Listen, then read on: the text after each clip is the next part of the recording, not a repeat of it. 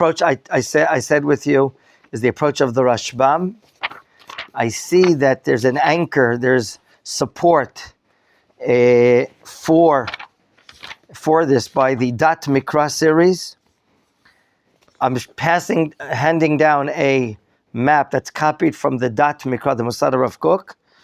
On the right-hand page, you'll see the original plan of Yaakov going down to the Esavin mountains, and then the change in mind, and he's going back, crossing the Yabok to cross the Jordan River and go straight into Shechem. See that, and you'll see that really from a map point of view. Of course, we're very thankful to Thomas that always getting up from his seat and showing us the map, but I want you to see this anyway. Okay, after the change in name, you know what? Once I'm looking, where am I? Where I said Lamed Gimel. No, I didn't write down regarding the change in name, did I? Okay, even before I get to this, your question comes first. I have a question. It's his question. You're making noise on behalf of Amos. Yeah, thank you. I understand why. Amos is a very gentle, very delicate, very soft-spoken person. We need someone to scream like Ari Leib. Yeah, my question is, it's really bothering me. It's like if the Yaakov is fighting with this angel or with the Ish, then he's not. That is said that he fight with him and he didn't win. No, he didn't lose.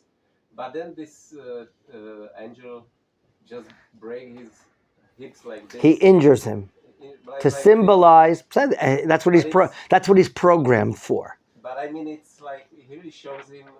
If I understand, it really shows him that he is mighty. And he don't. How I can understand that? Why he didn't fight him?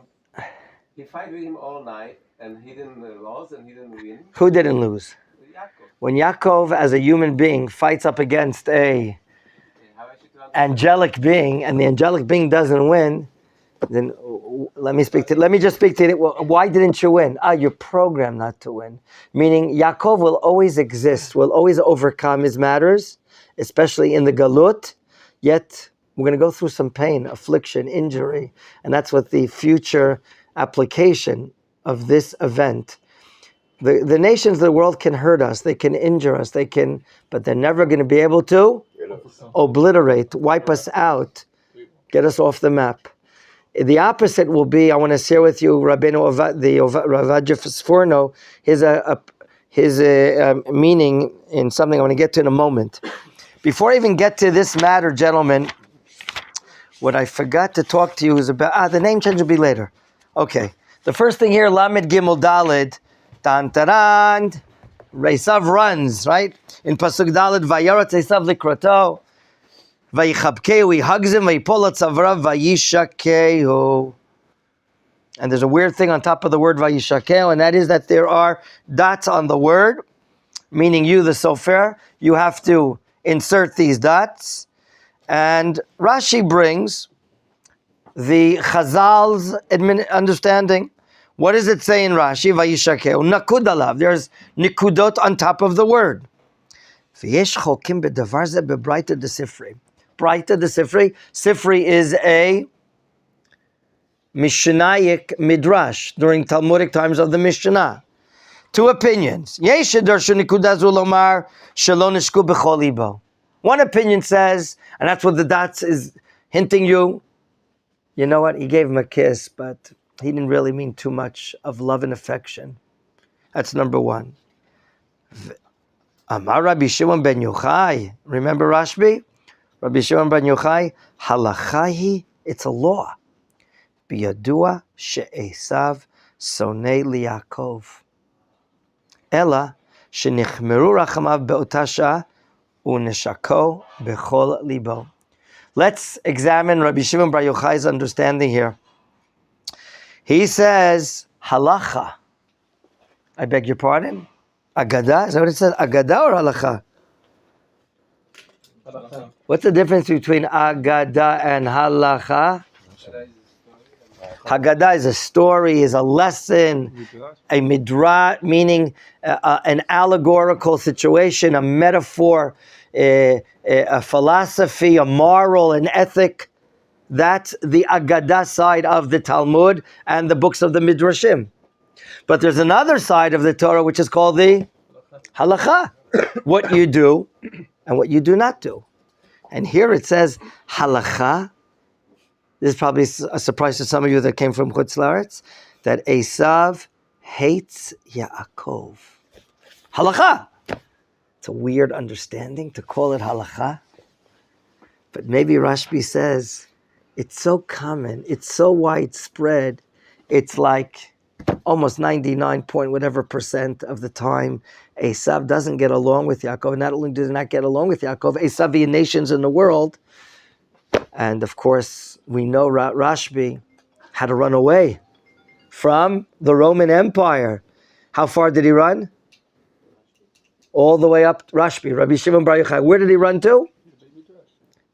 Where? Which town did you say? Tzfat, Meron.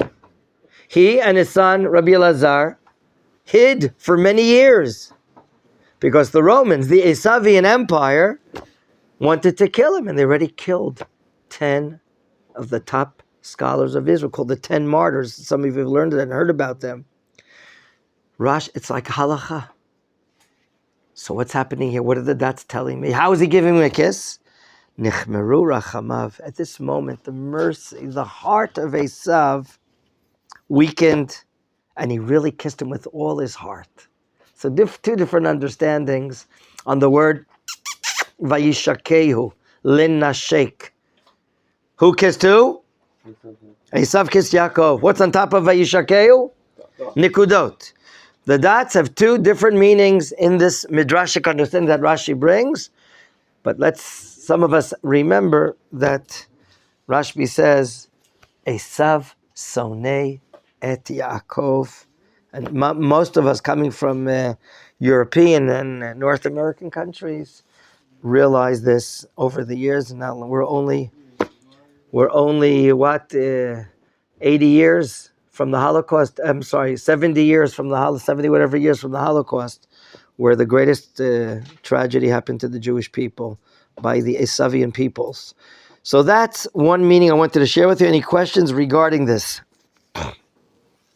My dear friend, what about the gift? Some of you are very interested in knowing, was the gift received? Was a receipt written out? And when if we continue reading the psukim, and he wants to give, Yaakov certainly wants Esav to have the gift. Okay? Pasuk Tet, verse 9. Vayomer Esav, the reaction to him, Yesh li Rav. I have a rabbi? Is that what he means? No. What does he mean by the word Rav? A lot of material. A lot. I have a lot of quantity. Achi, hey bro, my brother, Yehi lacha, let it be for you, Asher lach. Esav says, I don't need the gift. Why? Yesh li Rav. What does Yesh li Rav mean? Plenty. I have plenty. I have a lot. Yaakov doesn't settle. Pasuk Yud. Vayomer Yaakov, al na, please, no. Im na matzati chen beinach, if I found favor in your eyes, velakachta minchati miyadi, you shall take my mincha. Mincha means gift. Miyadi. Okay. And again, he says in verse 11, Kachna it birchati, take my bracha, this affluence, asher huvat lach, which was given to you. Why? Where have I gotten all this affluence? Remember, Yaakov Avinu crossed the Jordan River only with in Hebrew? My makel? Kive makli avarti et Yardenazeh. He was mugged. Everything was taken away. And now he's abundant, such a wealthy man. Animals, livestock, cattle, sheep, servants. Okay? It all comes from who? Et birchati, my blessing, asher huvatlak, that is brought to you, was brought to you. Ki chanani Elokim. God bestowed chen. What does chen mean? Favor. Grace, thank you. Beautiful. Chen v'chesed, together with kindness. It's all coming from God. And you know what? V'chi yeshli chol. The attitude of Yaakov Avinu to material assets, as opposed to the attitude of Esav to material assets, is something special. By the way, Thomas, can you lend out your hand to the back of you, to Binyamin Moshe ben Avram, get the sefer and hand it out. Okay? He likes it so much, he wants to keep it for himself. I know him. Okay? Gentlemen, the attitude of Yaakov Avinu to God is Yesh li chol. I have everything. Is it true he has everything? Someone says he doesn't have an Audi or a Porsche. He doesn't have a Porsche. You know what a Porsche is? Oh, yeah. The sports car. Come on, you don't know. He's happy with what he has. He's happy with what he has. He has, but it's all from God.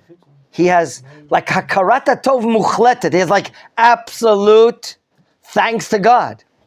Chanani Elokim, God has given me this grace, this favor. Whereas, how did Esav say? Yeshli? How much does he have? Does he have everything? No. Do you see the difference? The Esav says, I have a lot. Yaakov says, I have everything. Is there a difference between the two? Yes. That's the Yaakov Avinu. He's content, he's happy, and he's thankful to Hashem with what he has. Again, the sefer that you're looking to, two different strategies. The early strategy to go straight, and then the change in mind of Yaakov. Okay.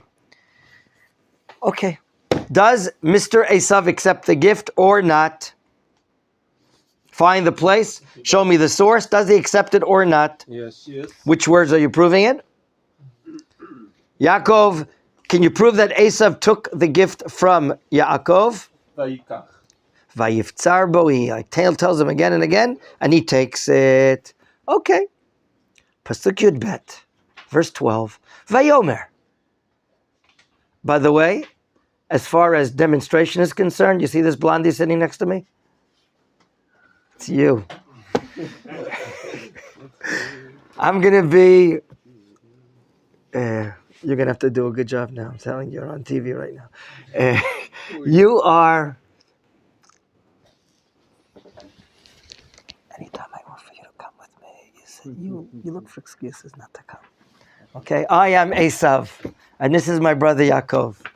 Hey bro, how you doing? Vayomer, Nisa, let's travel together. And we'll go together, okay? No, I can't. I need to pray mincha. These religious Hebrews. Vayomer Elav. And he says to him in a response in verse 13. Yaakov says, he adds more. You have a lot of what? Children? Soft and tender children do you have? Say yes. Yes. What about you have sheep and cattle?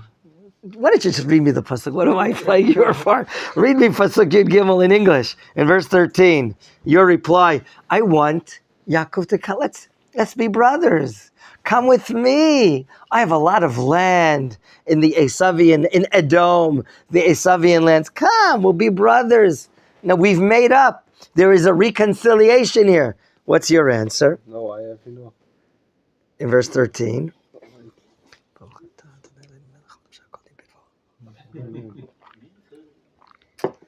Verse 13, would you please read it?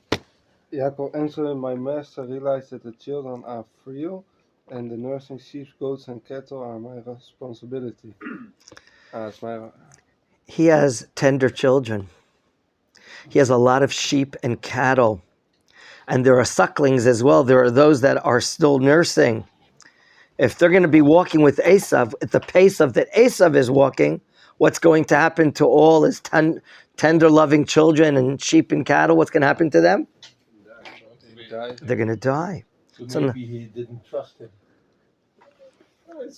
Very good point. And then, what does Yaakov offer to Esav in Pasuk Yudalad, verse 14? Yavor na Adoni. You go in front of me.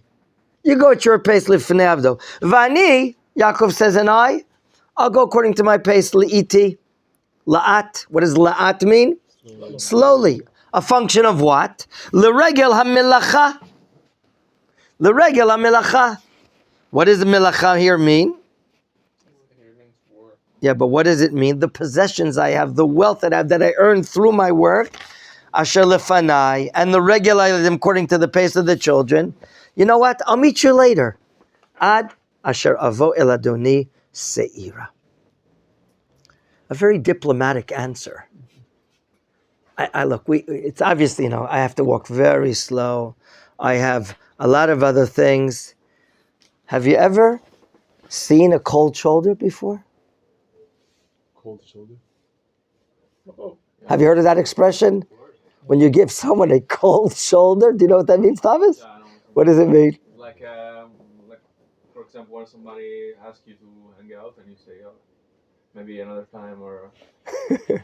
Right. In other words, Yaakov Avinu does not want to be with Esav. He doesn't want to go there. And the question is, isn't that the optimal situation? That two brothers are going to live together? Why not be together? What could be the motive for Yaakov not accepting? Okay? Yaakov here is rejecting the achva, the brotherhood with Esav. Why isn't he interested now? They've met up. What do you want to say, Shushan? Because it's known that Esav hates Yaakov. Therefore, it would be dangerous for him to be with Esav. Okay, that's one understanding. I want to get to another understanding that's related to educational matters. My father, Rabbi Horowitz, writes this point here. Right now, Yaakov is giving the cold shoulder, a diplomatic answer, have sheep and cattle. I'll see you later. When he says this, I'll see you in a few thousand years. That's what he really means. And I'll get to that point in a moment. The content of the life of Yaakov is he has divine ideals, divine values. In his everyday earthly and material life, Yaakov Avinu lives according to the ideals of God, the morals of God. Now, in order for him to properly educate his children, to get to the designation to be the nation of God, when God will tell Moshe Rabbeinu in a few hundred years from now, Vatem tiyuli mamlechet kohanim vegoy kadosh, you shall be for me a kingdom of priests and a holy nation. In order to get to that, he has to educate Reuven, Shimon, Levi, all the group. He has to preserve his children from what we call foreign influence, negative influence. The education of the children in the way of Yaakov Avinu demands very special attention. Okay? All of us, the places that we grew up, we didn't mention to live in, we couldn't even imagine what it meant to be living in Kiryat Moshe or Kiryat Arba or some of the best neighborhoods in Yerushalayim or Judea and Samaria without negative influence. He doesn't want to be getting his kids growing up together with the children of his brother. Do you remember who Esav married? Canaanite woman and the daughter of Yishmael. It's not exactly the culture of what's going to be the Jewish people. Okay? So certainly Yaakov Avinu wants to be very careful, and therefore he knows the danger, the educational, the spiritual, the cultural danger that will be here. And therefore, the way of a drush, I'm going to go according to the milacha, the work, the possessions, the wealth that I have. There is someone that say that the word milacha can also come from the word malach, which is a shlichut, a mission. Yaakov senses that his life is a mission. His children, who are going to be playing in the future, they're going to be playing a very central role in this mission, right? Yaakov's children.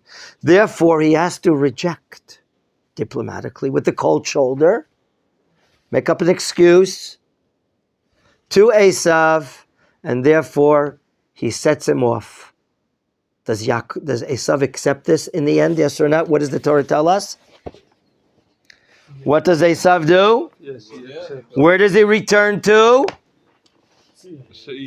Pasuk, very good. Tet Zayin, verse 16. Vayashav bayomahu Esav lidarko se'ira. Whereas Yaakov travels to a place called? Can you philosophically take these two names and tell me perhaps how they represent opposite cultures. The name Seir.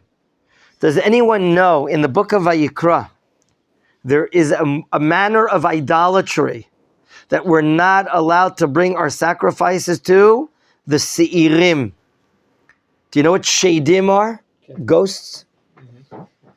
There are Canaanites that serve ghostly entities and bring sacrifices to those entities called Seirim, ghostly entities. Isn't that interesting that the word Seirim comes from the name Seir? My father-in-law brings here.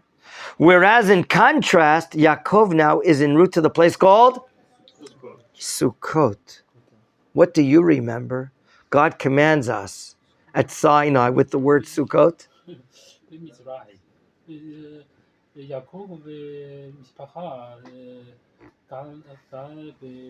Sukkot. But I'm asking you, what do we know from Sinai with the term Sukkot? That there's a Torah mitzvah. To build There's no mitzvah to build a sukkah. There's a mitzvah to dwell, live in a sukkah, as it says in Vayikra, chapter 23, verse 41. I forgot exactly where it states. Basukot teshvu shiv'at yamim. And what is the main part of the sukkah? The schach. What is the schach representing? Hashem's presence. Look at this. Esav is going to Seir, representing idolatry, Seirim, as we see in Vayikra. Yaakov, in contrast, is going to a place called Sukkot. Sukkot hints to us Hashra'at HaShechina, the presence of godliness. Therefore, the two must be separate. They cannot be together. One will represent idolatry, the culture of polytheism, many, many gods. And Yaakov, of course, will represent Emunah Be'el Echad. Emunah Be'el Echad, belief in one God. Okay. And who wanted to make a question or a point? Then I want to go on to number 4. Lamed Gimel Yudchet Yutet. Yaakov, like Pinchas Chai said, travels to Sukkot. He builds a house there. He builds shelters or shacks for his animals. And believe it or not, the Talmud learns out from the wording of the last pasuk in verse 17 that he spent, and Rashi brings it, I think, that he spent 1.5 years in this place, Sukkot. Let's identify. You saw it on the map. It's on which side of the Jordan River? Sukkot. No, he didn't cross the Jordan River to come into Western Eretz Yisrael. Sukkot is on the other side of the east side. Okay? Well, we don't see it in this map mentioned. Here it is, Sukkot. It's mamish. It's mamash close to the Abok crossing on the east side. I don't know why, but the Talmud I know how they learn from the words, but I don't know why he's delayed here. He's delayed here. 18 months is he delayed here. But the fact that he's living on the east side of the Jordan River, let's bring in what we said a month ago, the famous Ramban, Ma'aseh Avot, Siman Labanim. The events, the actions of our ancestors, the patriarchs, that'll be a sign that this too will happen to the children, the grandchildren, the nation of Israel. The fact that Yaakov is living on the east side of the Jordan River is paving the way for something to happen on the east side of the Jordan. Who will be living on the east side of the Jordan? Half of Menachem, Reuven, and Gad. Right? When we get to the book of Yoshua, after learning the book of Bamidbar, an agreement made by which tribes with Moshe Rabbeinu? Reuven and Gad are the two that come forth and ask let us get an inheritance on the other side of the Jordan River. Moshe says, oh my gosh. He's thinking, oh no, this is the sin of the spies, part 2. It's going to happen again. And he gives them a real Musar speech and puts them in their place. Whether they intended or not, that's not our point. The fact that Yaakov is living 18 months here on the other side of the Jordan, so are those that say that this is preparation for later on in history, that tribes will be living there, 2 and 1/2 tribes will be living there. And now, in my Chumash, I have a space. This 18 months ending, what do you have? You have a printed letter Samech, okay? We have an indentation of about 9 to 12 letters. And now we have a new event. Pasuk Yudchet. Vayavo, do you see, gentlemen, verse 18? Vayavo Yaakov Shalem, Ir Shechem. It's interesting. What does the Torah mean that he's coming Shalem? And why does the Torah say Ir Shechem? We didn't see this. Other places that he visited, that he was in Beit El, doesn't say Ir Beit El. Or when Avram Avinu was in Elon Moreh, doesn't say Ir Elon Moreh. City. It's now a city. It could be now, after the decades of time that have passed, more and more population is growing there in the city of Shechem, making it an Ir. Interesting. So he comes Shalem. What does Shalem mean? What does it mean that he's complete? Complete in what? He was injured by the... He was not injured is one meaning, or he was injured, he was limping, he was on the disabled list, wasn't he? But now he's now off the disabled list. So that means what happened to him? He recovered, he had a refuah. Shlema, what else are you adding, Shushan? Rashi says that he also recovered from the gift that he gave to his... Shalem b'mamono. Shelo chasar klum mikol oto dara. What does Rashi mean? That he's now complete monetarily, even though he gave over a great gift. Why? How do you understand? He had more sheep, he had more cows. And so During this 1.5 years, Mazel tov, Mazel tov. Did you hear about my lamb? She gave birth. Did you hear about my female cow? She gave birth. The female goat, she had birth. So that could be the answer. During the 18 months of being in Sukkot, he got a bracha. So he's complete bodily, he's healed. He's complete monetarily. Any other? Torah. And in Torah, he has not forgotten anything that he learned in Beit Lavan. Wow. I want to be like a Yaakov Avinu, huh? We are. Okay, and we're all going to be like Yaakov Avinu. So he comes to Ir Shechem, and what does he do? He parks. Vayichan et penei ha'ir. He parks his entire family, possessions, et penei here. Is that the entrance to the city, gentlemen? Do you understand it? What does the face of the city mean? The opening, the entrance, perhaps? Is that it? Before the gate. And then, Pasuk Yetet, the Torah tells us, he goes to the grocery store. What does he do?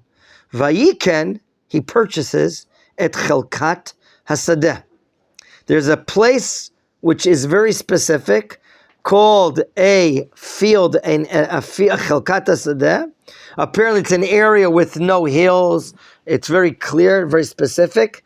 Asher nata sham alo, and that's when he bought it, he pitches his tents there. Who does he buy it from?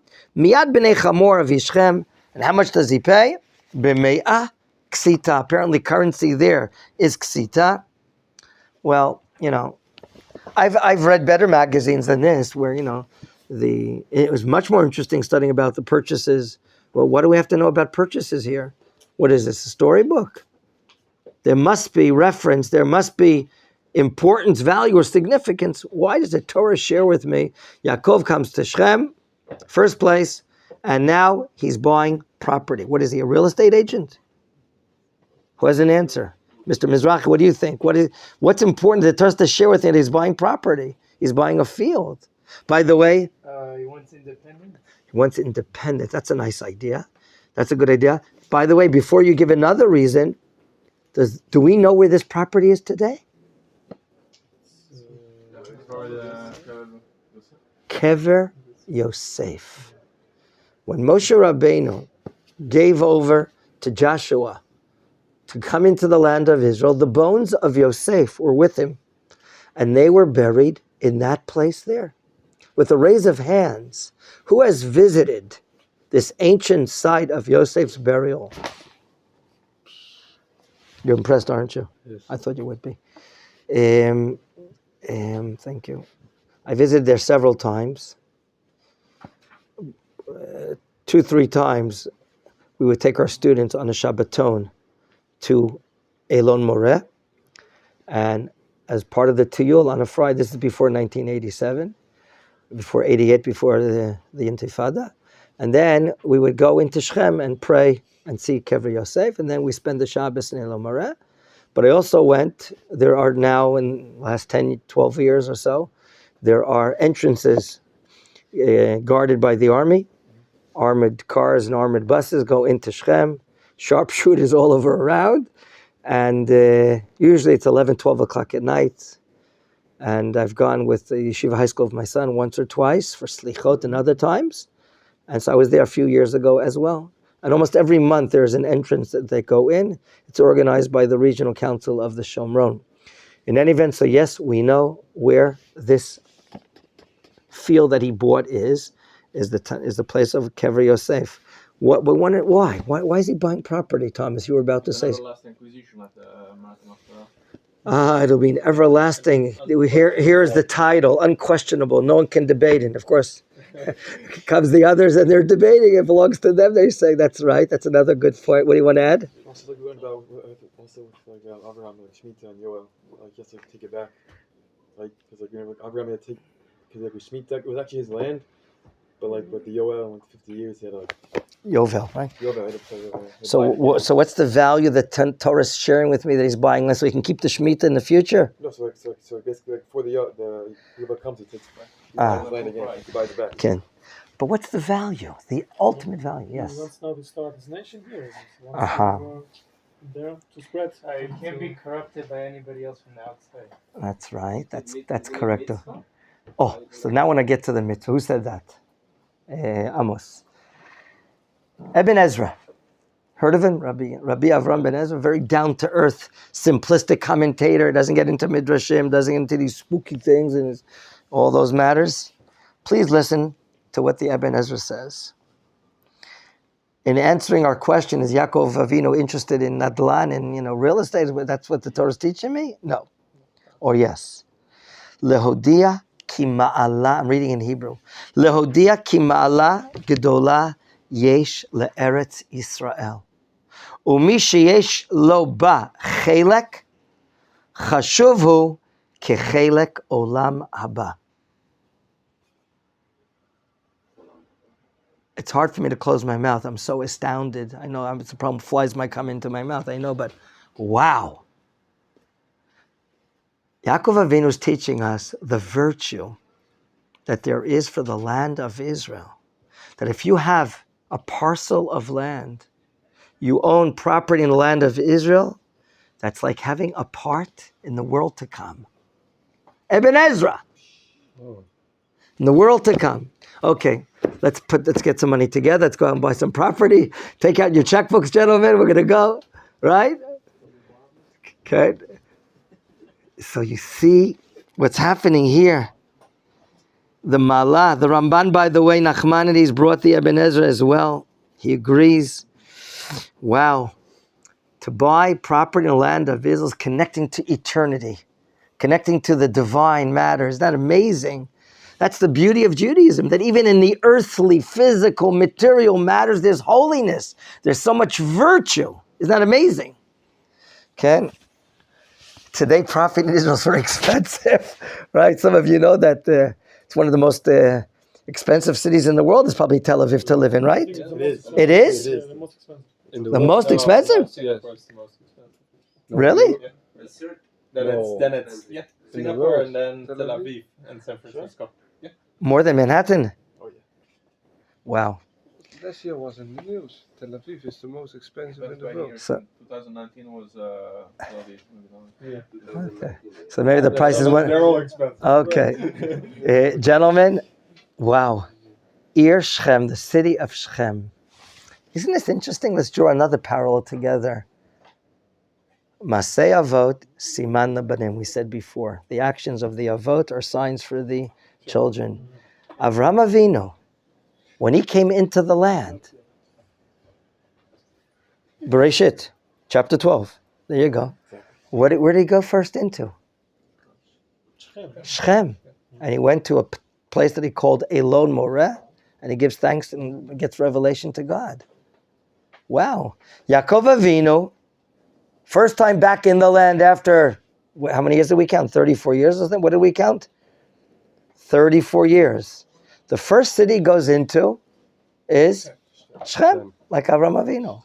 Yoshua ben Nun, hundreds of years later, leads the nation of Israel into the land of Israel. We cross the Jordan River. We take all our Samsonite luggage, is that what we had then? We take all our luggage, our duffel bags, and where do we place them? In a place called Gilgal. And then we go on a trek, we go on a hike. Apparently they all had hiking shoes, right? From Italy and from other countries. And now we're hiking straight to Shechem to make the ceremony of the blessings and curses God commanded Moshe Rabbeinu. That's what Joshua did with the nation. So we see there's something very unique about the beginning, the opening, Shechem. Okay? Last week, if I'm not mistaken, was it? Yeah, was it last week? Yeah. I went to visit my high school son in 12th grade, who is learning in a town, mamash opposite Shechem, called Itamar, named after one of the sons of Aaron. Okay? And when I'm leaving the yeshiva, it's like 9, 10 o'clock at night, learning with him something, and I'm seeing the mountains opposite me, these gigantic mountains, Mount Bracha, Mount Blessing, which is also called Har Grizim, and the one to the north of it called Har Eval, Mount Klala, whatever the curse. I'm seeing the lights on the mountains. I'm saying, wow, this is what we're learning about. This is where Avraham Avinu hung around, traveled, and this is where Yaakov Avinu is coming to. And I'm just a little kid, a little punk, and we come to live in Eretz Yisrael. We can walk in these areas. What a virtue. Hashem, thank you so much. Would you please pinch me to see if I'm awake? Pinch. Okay, I feel you. I'm awake. It's like a dream. Mamash, a dream coming true. We're making history, gentlemen. What our ancestors couldn't come and live here, we're here. Wow, it's so mind-boggling. Okay, so we saw this part. I'm going to ask one question about the please. Yes. It uses the word nata, sham, olam. Take a peg, take a rock, and put those pegs into the ground. It's like planting a tree. Right. How do you set up a tent? How do you keep it to the earth, to the ground? It's like implanting it. You don't want your tent to blow away in the wind. And Shechem has a lot of windy. It's a mountain area of 800 meters. That's also related to like planting trees. So nata. So you're asking why is he using the word nata, which is planting? Rabbeinu Sadia Gaon says that the word nata does not only mean planting a vegetative matter, but it means litkoa, to knock into the ground. Why do you say litkoa? No one's helping me out. Why you say litkoa? To knock into the ground. Stick it into the ground. That's what lintoa sham here in reference to an ohel. So that's why it's used as well. To put it into the ground. That's what I thought it would mean. I want to come with time, preserve it. We have time. And now go to number 4. Lamed Gimel, chapter 33, Yudchet, and no, that's what we just did, right? Yeah, I want to go to a further thing, which I didn't put on the board. Lamed Hey. Perek Lamed Hey, which is numerically Lamed Hey. 35. Lamed Hey. 35. Okay. David Adler's wants to go according to the order. Such a yeke, he doesn't like skipping. You know what a yeke is? No. Tell him what a yeke is. German, very exact, very precise. Okay. He's complaining, why am I skipping over 34? bad number. Because it's very important. Everything story. has to be structured. Exactly. So I'm gonna. No, he's in the front. I said to you yesterday in learning, didn't I? Didn't I bring the Rambam we were learning yesterday in our learning? No. So I'm going to say something very short just to suffice the curiosity of David Adler. Lamed Dalet, we're hanging out, we're living there, and Dina goes on a hike, goes out, and she's raped. And the person that rapes her wants to marry her. And the sons of Yaakov heard that she was raped, and they consider this the daughter of godliness, the daughter of royalty. Okay, and Rabbi Shimon Bar Yochai says in the Masechet Shabbat, Kol Yisrael b'nei melachim. All of Israel were considered like royalty, the children of kings, and they take it very hard. And even though there's a Canaanite entity nation living there, they come up with a strategy and a plan how to trick the people there. And the question is, it looks really bad that they go out and kill the men of the city after tricking them to make I want to use the word circumcision as well, not the word Brit, because Brit's not shayach to us, right? And they know that they're going to be weak after 3 days, and on the third day they attack and kill all the men. Yaakov Avinu's reaction to that is terrible. Wow, he doesn't know where. He's afraid there's going to be a multinational attack against the Hebrews. How many are they? Yaakov and his family. What does he have? He has 11 kids, own 11 boys. Okay, Dina must be so hurt. She was raped. No one here, God forbid, can even imagine what the pain is to have a daughter and be of royalty, and God forbid to have her raped. So you know the feeling of the brothers. But Yaakov is down to earth, practical person. What are we going to do if we're going to be attacked? You can't rock the boat. I want to be very short because I want to go into another thing. I want to bring you the opinion of the Rambam inside his Mishnah Torah. How many Noachite laws are there? 7. They're divided into positive mitzvot and negative mitzvot. Like some of the negative mitzvot are not stealing, not killing, not committing adultery, yes? Okay? Everyone agrees in the Talmud that upon violation of the negative mitzvot, there's a death penalty. A death penalty. If they were warned, this and that, they have to know what they're doing. But as far as a positive mitzvah, it's a machloket rishonim, it's a machloket amongst the medieval scholars in the Talmud, on the Talmud, is also the violation of a positive mitzvah punishable by death or not. Surprising to yourself, you may know, the Rambam holds that even upon violation of a positive mitzvah of the Noachite laws, they too are obligated death. The Rambam brings this opinion and says that the people in Shechem did not develop or establish a judicial system. There's no law and order. There's no court system. You can't live like that. That's anarchy. That's chaos. That's balagan. And for that reason, indeed, they were obligated death. And therefore, that's what the sons of Yaakov did, even though it bothered very much Yaakov Avinu. He doesn't know what to do. And he's afraid that this, and you understand him. We can't rely on miracles. We're only a family, and they are nations all over the place. And therefore, you've hurt me. My spirit, my attitude, and he's afraid. And that's how the matter is. But the son said, we're not going to accept this. What are they going to turn our sister, into a zona, into a prostitute? And that's how the 31 verses of that chapter ends. And now we want to treat Mr. Ehrenstein. I would like to go to Pasuk 24, where it's written, all the men who came to the gate of the city.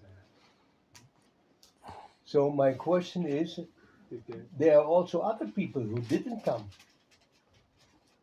Because later on, when we read everyone was killed, so where are these people who didn't come to the gate of the city? Which people are not here? You can prove that there are people that didn't come that are still in the town. Where can you prove that from? Because in 24 it says, everyone who came to the port, to the gate. So I think there are also people they didn't come. You're right, because there's a war going on a few days later, No, on the third day, right. So what do you want to prove from that? Later on, we read that everyone was killed. So my question is, perhaps there are men who didn't come to the gate. Yes. They could be still alive. Yes, not only alive, but if you see in verse 25, I want to get to the next part. If you see in verse 25, Ravid, it says they came on the city to attack them, betach. You see the word betach? Meaning they just used their swords and they killed everyone, right? Why? That was very easy. As opposed to betach, look in Chamor and Shechem Beno. They had to be killed lefi chalev, with the sword. It was not an easy job. So it could be that people like Chamor and Shechem, maybe themselves they didn't do the circumcision, and with them there was some opposition, as opposed to the others that did it. There was like no struggle whatsoever. It was like no. The story was that they're going to kill them easily. That's one of the people saying. So I don't know. I'm not sure about the others. What we could say is that this instills fear in the people in Shechem. I don't know. I heard a svara from one of my rabbis, Rav Eli Mali, that when the Jewish people crossed the Jordan River and we put our things down in Gilgal, we marched up to Shechem, no one shot a bullet at us. No one attacked us. How do we go up to Shechem? There are Canaanites everywhere. And we made the famous ceremony of blessings and curses there. Kohanim and Leviim in down below, 6 tribes here, 6 tribes there. How did it happen that we just marched into there? No one did anything? So some say for hundreds of years, the Hebrews instilled fear in the people of Shechem. And otherwise, that's a svara. It's not written we haven't seen that anywhere. It's a good point you're bringing. I don't have any further on. I was thinking on the third day, they had so much pain, so it was very easy to kill them. That's what it means, betach. They killed them easily. Right. As so opposed to... They didn't come, they didn't have pain. Right, and so maybe they're like Chamor and Shechem, that we had to use swords in order to kill them. It could mean that. What do you want to add, Thomas? Shimon and Levi, they share the same mother with Dinah? Or, Yes. Yeah. Right. They're approximately, gentlemen, 13 years old. Huh? Wow. They're hilltop kids, right? The Shimon and Levi are. Okay.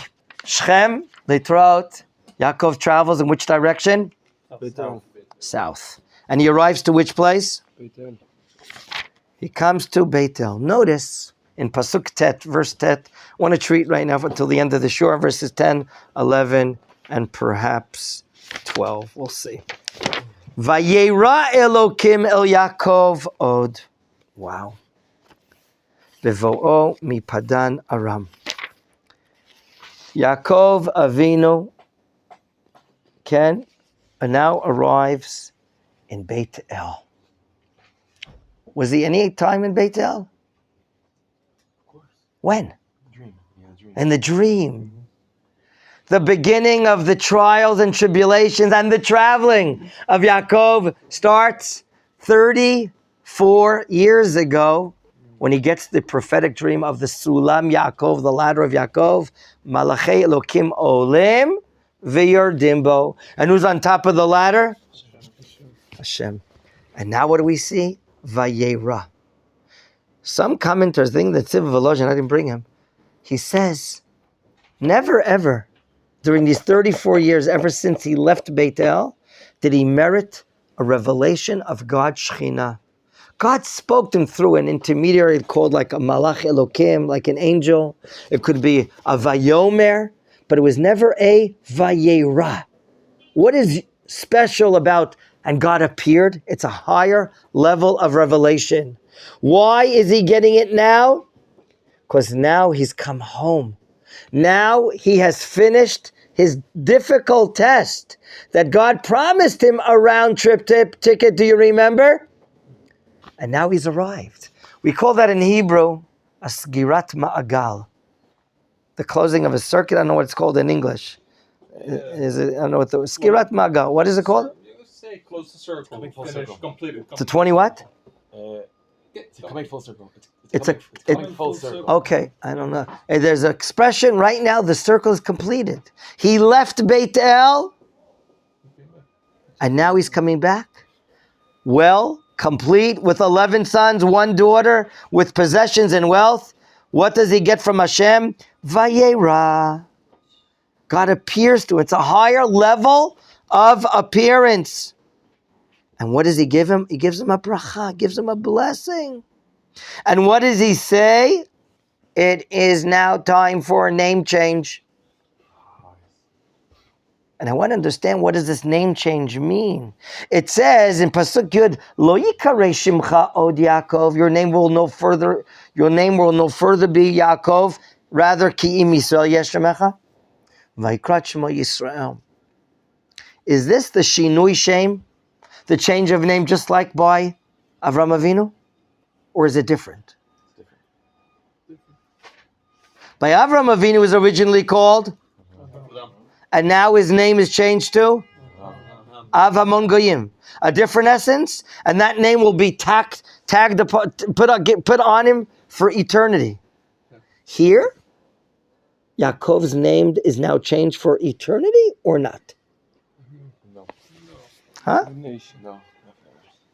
So when will he be called Yaakov? When will he be called Yisrael? Huh? When will he be called Yaakov? And when will he be called Yisrael? Anyone know? The nation is... So it's clear to us that the change in name, Yaakov, is not an eternal change forever like Avram's name. Rather, he now has 2 names. It's an additional name. Certainly Yaakov, which comes from the word Akev, heel, is the lower part of the existence. When we are in the Galut, when we are scattered amongst the nations, living abroad outside the land of Israel, as opposed to an independent entity living in its land, then we are called Yisrael, Sar-El, minister of God. Now, the Sforno, explains here. I want to share with you. He says the following. As long as we are Yaakov living amongst the nations, then we retain that name. But in the future, we're going to be Yisrael, he says, when we're going to be even living above and beyond or ruling up upon the nations, meaning culturally ruling. So the Sforno explains here that in the future, when the nations will succumb to the culture, a belief of one God, the 7 Noahide laws, then we're going to be on a level of Yisrael. And that already we see today, more and more nations countries respecting us. But then God, after this name change of Yisrael, which is like ministerial, authoritative, Sar-El, God gives an interesting bracha in verse 11. Vayomer lo Elokim, ani El Shaddai. Pray urve. What is the concern of Yaakov if God has to tell him and give him a bracha? Pray urve, be fruitful and multiply. Yaakov knows that in the future, his people will be living amongst the nations of the world. What will be the fear of living amongst nations of the world? Obviously, what fear will we have? Assimilation into marriage. If you know that there's going to be assimilation into marriage, you might say, for what to bring children into the world? For what? For them to intermarry? For them to assimilate? The Sforno says, I'm using his commentary again, don't worry. Don't worry that your seed will assimilate amongst the nations of the world. Why not? Because even if your seed is not worthy, even if your children are not worthy, they're not acting according to those of Torah mitzvot, do not stop bringing children into the world. Because I'm going to keep my side of the promise. I'm going to make you into a nation of kings, a nation that will bring goodness to the world, the values of Torah to the world. Wow. This is now the understanding of Prei Urvei. Okay? That even if you don't act like you're supposed to be acting, you will never lose your name Yisrael. Some of you remember which king did not have children or didn't want to bring children into the world because he saw in the future his children will not be doing the right things. Chizkiyahu. And what does the prophet tell to him? What does the prophet say to him? Yoshiyahu? God will be with you. What? God will be with you. God is going to be with you. You still should bring children into the world. You don't make accounts. Don't make the cheshbonot. He will be keeping Torah mitzvot, will not be keeping. You have to do what Hashem says and don't bring reasoning into this matter. So here, gentlemen, Yaakov Avinu in Beit El gets a very special designation that from him will come out Israel, and that in the future will climb to higher levels of national existence, which will be a blessing to the world nations. Remember, like Rabbi Yehuda Levi writes in his fantastic sefer called Kuzari, he says, metaphorically, Am Yisrael is the lave of the world, the heart to the world. What do medical people say? That the heart is not much bigger than a fist? Is that what they say? As far as the body, the density of the body is concerned? What's one little fist amongst the density of the body? It's just very small. It's the heart. The heart is pumping essentiality, vitality, air, and oxygen and blood to all parts of the body. That's the role of the Jewish people. We're the heart to the nations. When the nations will understand who we are and how good we are from God, the fine traits, how great we can rise to levels of humility. Okay? That this nation has unbelievable resources of people that are willing to work for the klal, willing to be devoted to benefit the people. Okay? Someone told me it bothers him very much when people leave their cups and dirt on the table here. You know what I said to him? Why don't you become the tzaddik and you clean off the table? He looks at me and says, what am I, a friar? I don't know if he said that. But you know what? I'm going to tell him. When you get married and you see things that doesn't find favor in your eyes that your wife did, or she sees things that don't find favor in her eyes that you're doing, what are you going to scream at her? You're going to humble yourself. You're going to do things to cover up for her. Okay? What do you think I did before I left to work this morning? Brought up the trash. Right, what else? Feed the goats. No, I didn't feed the goats. I did the dishes. I swept the floor. I want to help out my wife. I love her. I want her to know that I'm whatever she couldn't do. She had to run to work, so I want to help out. What? Oh no, something. She doesn't understand English that well. Whatever. So we have to be klali. This nation is a nation that's willing to give up itself for the benefit of ourselves and the world. That's so idealistic. That's so high level. And that's the greatness of a Jew, because that's where we want to be likened to what God is doing. God is always doing on our behalf. He's like humbling himself. He's always covering up for our mistakes. He's always, encouraging us, giving us more chances to do. That's what we have to do. When the world sees that we're such good-hearted people, and they're seeing it now, they're going to be giving us more respect. They're going to be coming to us, what can we do for you? They're going to be asking us, it's written in Yeshayahu all over the place, in all these prophecies. So, Baruch Hashem, we're learning about ourselves and Yaakov Avinu. He reaches Beit El, and then later, of course, there's a Mazal Tov, but a sad Mazal Tov, traveling towards Hebron, where Yitzchak Avinu was living. He and she, Rachel, gives birth, but she passes away, and out of mourning, out of sadness, the son called Benjamin is born. He becomes the only son born in the land of Israel. Something very unique about him, something very Eretz Yisraeli about him. His courage, his nationalism, he breeds health, spirit. Benjamin has always been a very special maybe in the beginning of next week's parsha we'll learn a little more about him. Mr. Ravid and Mr. I'm sorry. Age before beauty.